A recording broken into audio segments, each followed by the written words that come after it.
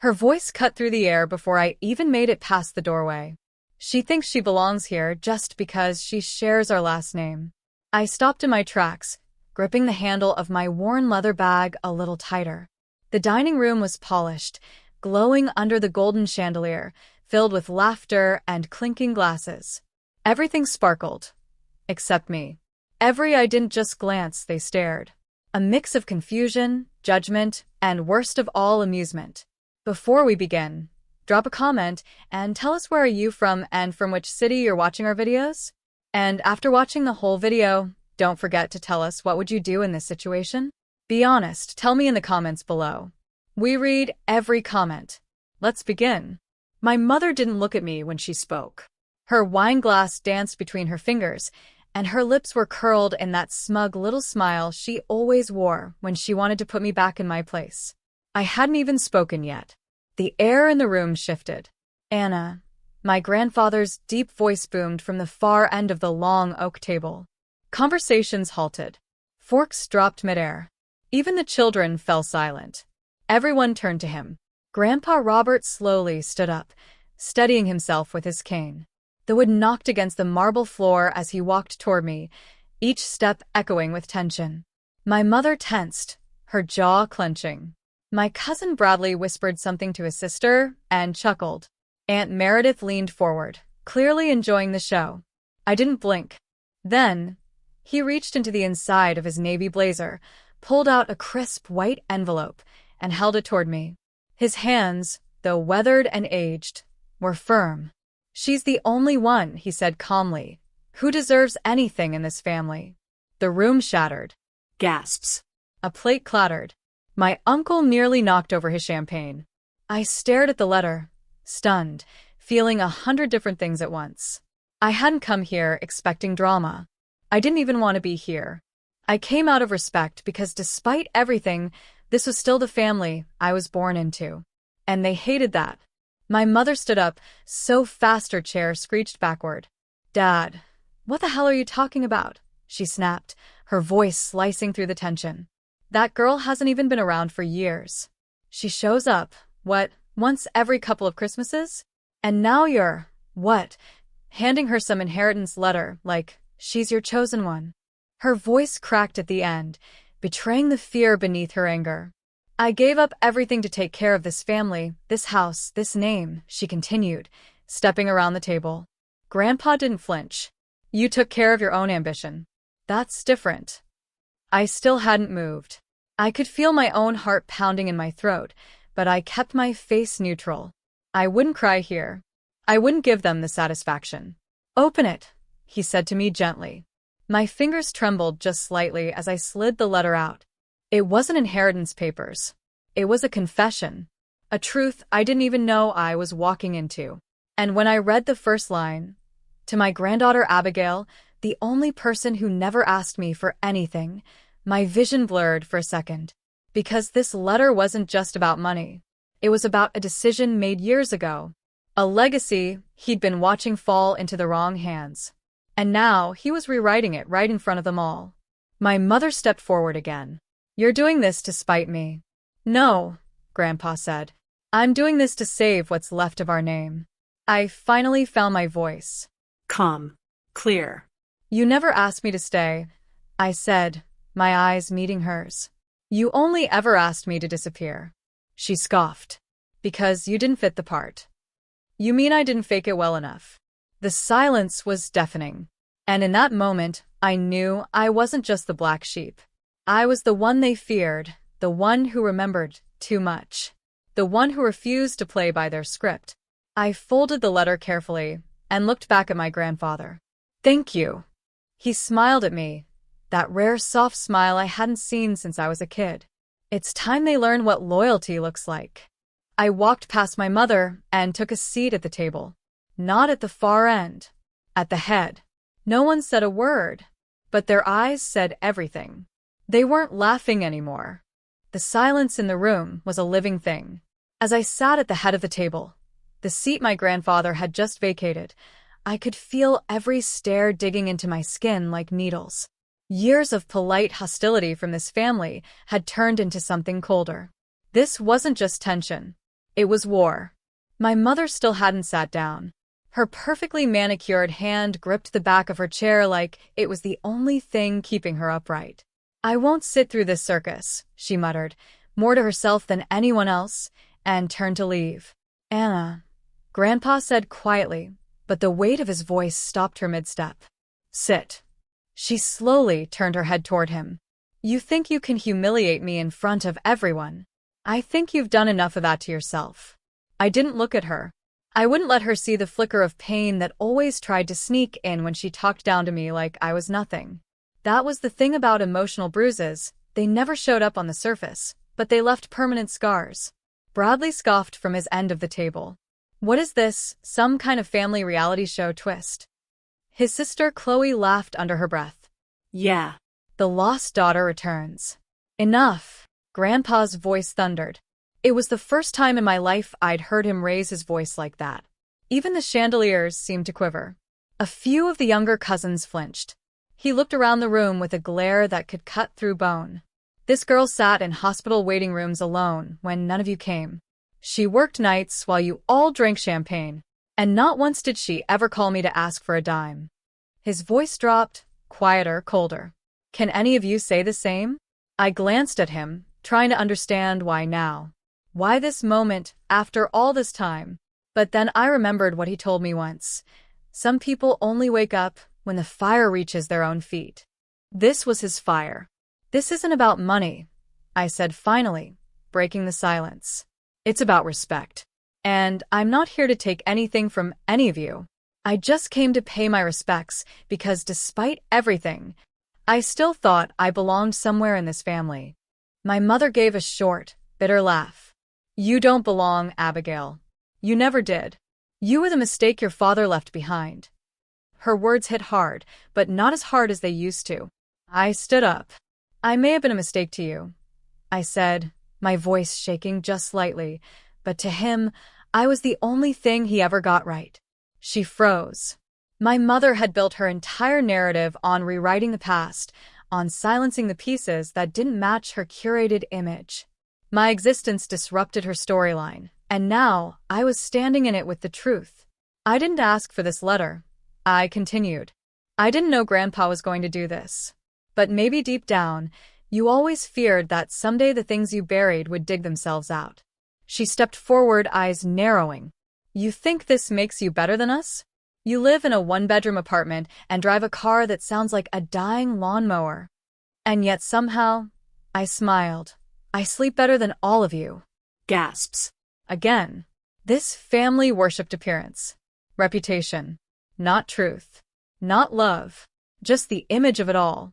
And I was shattering it, piece by piece. My grandfather cleared his throat. "Since we're all gathered here," he glanced at the letter I was still holding, "I suppose I should make a few things clear." He pulled out a second letter. The real one this time. His will. Every head turned. Chairs creaked. Forks clinked. Everyone leaned forward like they could will the ink off the page. "Before I read this," he said slowly, "I want each of you to remember something.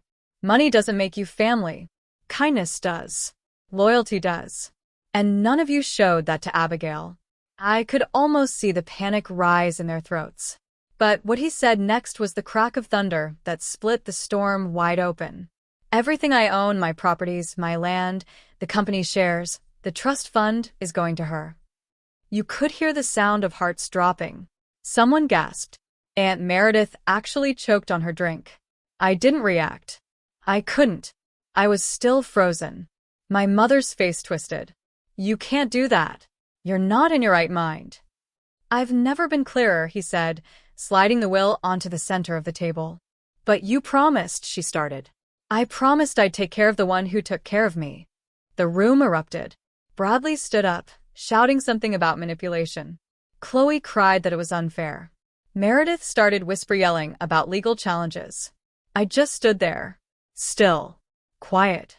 And then my grandfather whispered to me, "You don't owe them anything anymore." And for the first time in years, I believed that. The shouting echoed behind me, but I didn't turn back. I walked through the long hallway, portraits of stern-faced ancestors lining the walls, watching like silent judges. I used to walk through this house as a child, head down, invisible. Now I walked like I owned the floor beneath my feet. Because I did. And that terrified them. The moment I stepped into the library, I shut the heavy double doors behind me. The noise dulled, but I could still hear the rise and fall of voices, some frantic, some bitter. All of them scared. I stared at my reflection in the antique glass cabinet. My reflection stared back, a woman in her late 20s with tired eyes and a jaw clenched too tight. My dress wasn't expensive, but it was clean. My hair wasn't professionally done, but it was pulled back with care. I didn't look like them, but I never wanted to. The door creaked behind me. I turned sharply. It was Grandpa. He stepped in, slower now, leaning heavier on his cane. "Thought you might need a moment," he said. I swallowed hard. "You didn't have to do that." "Yes, I did," he said, lowering himself into the leather armchair by the fireplace. "You think I haven't watched this family rot from the inside out?" I leaned against the desk, folding my arms. "They'll challenge it. The will." He chuckled dryly. "Let them. I've got 1,000 pages of documentation backing every word. Lawyers, recordings, even a psychiatric evaluation to prove my mental clarity. I was thorough for a reason." I shook my head slowly, still stunned. "You've planned this. For years." I looked at him. "Why me?" His eyes met mine, and for the first time in forever, they weren't stern or distant. They were soft, regretful. "Because you were the only one who never pretended," he said. "The only one who didn't take. You came around not to gain, but to give. Even when they mocked you. Even when your own mother shut you out." I hesitated, then sat across from him. "She'll never forgive this." "She never forgave your father for loving you more than her," he replied. "That's not your burden." The words made my throat tighten. "You know, she told people I was a rebellious mistake. That I didn't belong in this bloodline." He nodded slowly. "And maybe I was a coward for letting that lie grow." I looked at him, startled. "You weren't a coward." He gave a bitter smile. "I didn't speak up when I should have. I let her twist your story. Let her pretend you were just some forgotten side character in our family. But not anymore." There was a pause. He reached into the drawer beside him and pulled out a small wooden box. "What is that?" I asked. He slid it to me. "Open it." Inside was a thin stack of old letters, all addressed to me, from him. My hands trembled as I picked one up and unfolded it. The ink had faded, but the words were unmistakably his. "Dear Abigail, I'm sorry I didn't come to your graduation. Your mother told me you didn't want me there. I hope someday I can explain why I wasn't braver." Letter after letter. Apologies. Regret. Quiet attempts to reach me. I looked up, stunned. "She never gave me these." He nodded. I figured. "She lied to both of us." His voice was almost a whisper. "She lied to everyone." We sat in silence for a moment, the weight of it all sitting between us like a ghost. Finally, I asked, "What happens now?"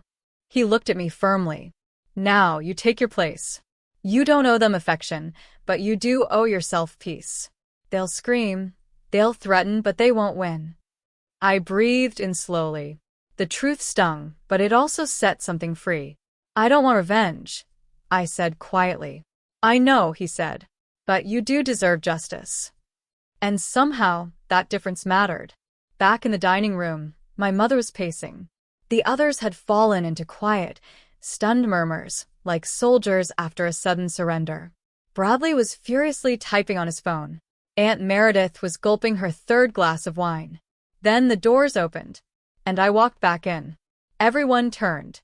"You're not welcome here anymore," my mother snapped, her voice cracking. "You've always been the outsider." I didn't flinch.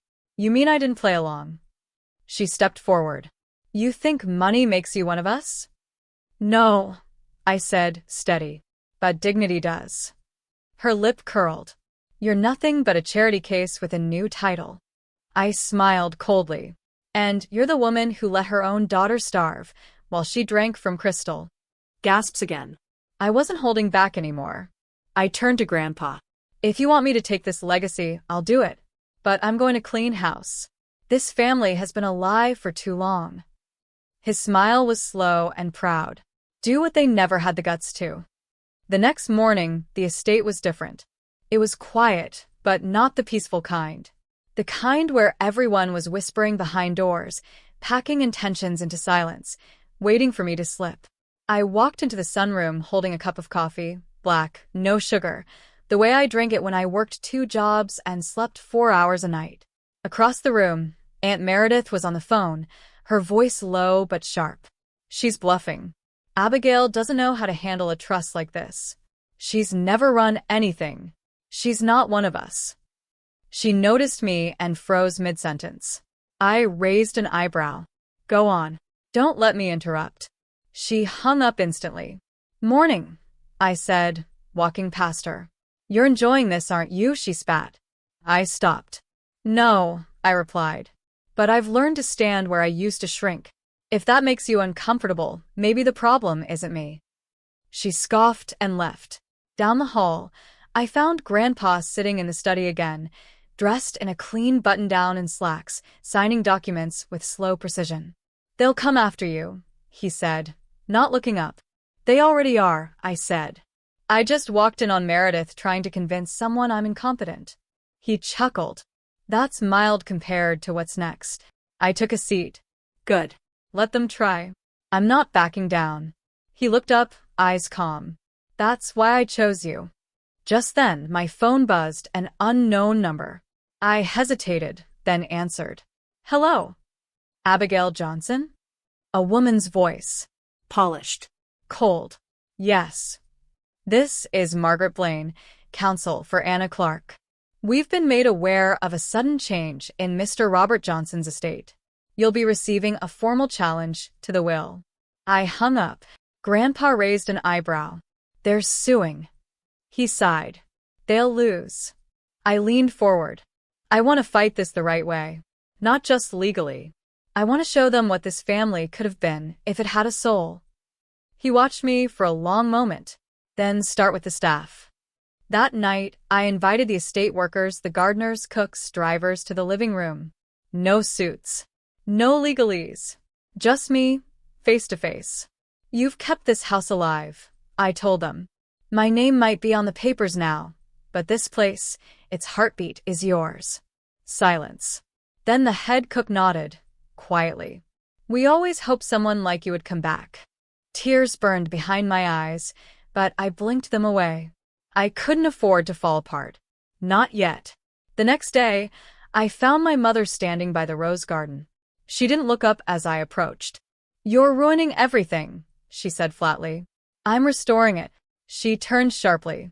You think I wanted to be this cold? I had to be. You don't survive in this family by being soft. I studied her face. Beneath the anger, I saw something else. Guilt? Regret? Fear? Maybe all of it. You made your choices, I said.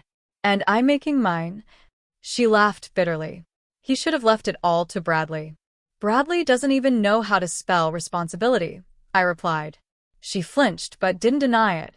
You were a child, she said after a moment. I should have protected you.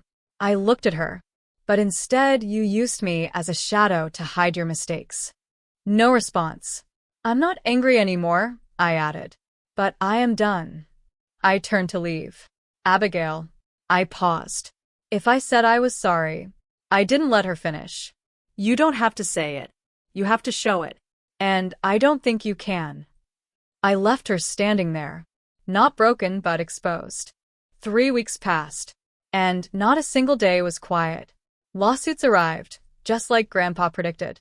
Vicious emails from Bradley. Voicemails filled with threats from aunts and uncles who used to ignore my birthday. But I didn't break. I attended every hearing. Read every paper. Responded with facts, not fury. They thought I'd collapse. Instead, I rebuilt. The estate staff stood by me. Grandpa, too, never missed a meeting. He walked slower now, sometimes forgot things, but when it counted, his voice was steel.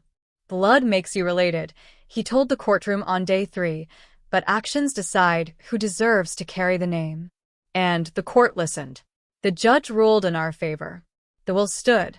The day the ruling came in, I stood in the marble entryway, the very place my mother rolled her eyes at me weeks ago, and just stared at the door. I had come here as an outsider. Now, I wasn't just inside. I was in charge. That evening, I hosted a dinner. Not the usual kind, no crystal, no pretentious six-course meals. Just people. People who mattered. The cook's daughter. The gardener's teenage son. The quiet old driver who'd worked for this family for 40 years and no one even knew his birthday. We laughed. We ate. We healed. Grandpa made a toast. To the girl who reminded this house what love looks like. I blinked back tears. Then I stood holding my glass. This home, I said slowly, was built on fear. On status. On image. But that ends now. This house will be a shelter, not a showcase.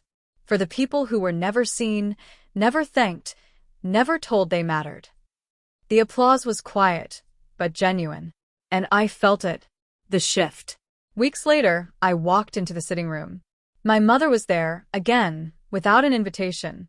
She looked smaller somehow. Came to see what it feels like. I asked. No, she said. Came to say, thank you. I raised an eyebrow. For what? For not turning into me. That one hit different. She looked tired. Maybe for the first time in her life, honest. I don't expect forgiveness, she added. I just wanted to say it out loud. I nodded. I don't hate you, Mom. I just don't need you anymore. She nodded back, eyes glassy. And then she left. For good. A month passed. Then 2. The estate changed. We opened part of the property to a local youth program. Grandpas and used guest houses turned into shelters for young women aging out of foster care. We gave jobs. We gave chances. We gave something this house never did before, hope. And one morning, as I sat on the back porch with Grandpa, sipping coffee under the rising sun, he reached over and touched my hand. You did it, he whispered. I smiled. No. We did it. He nodded, but I could tell he was tired. The kind of tired that doesn't go away with rest. He passed 2 weeks later. Peacefully. Holding the same photo of my father he always kept tucked in his bedside drawer. At the funeral, they all came. Even the ones who'd sued me. But they stayed silent. Because they knew now. This house wasn't theirs anymore. And it never really was. It belonged to the one person they tried hardest to keep out. The girl who carried the name without pride, but gave it meaning. Me. Abigail Johnson.